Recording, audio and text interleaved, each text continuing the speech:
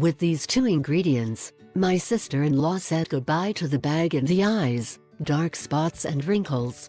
What you might not have considered is that baking soda can be used for cosmetic purposes. It was not until 1846 that Dr. Austin Church and John Dwight began manufacturing and selling the compound we know today as baking soda. In the 1920s, however, its versatility was expanded, and in the 1930s it was widely advertised as a proven medical agent. When it comes to cosmetics, it can be a perfect replacement for your expensive skincare products that are not effective, contain a lot of chemicals and can have side effects.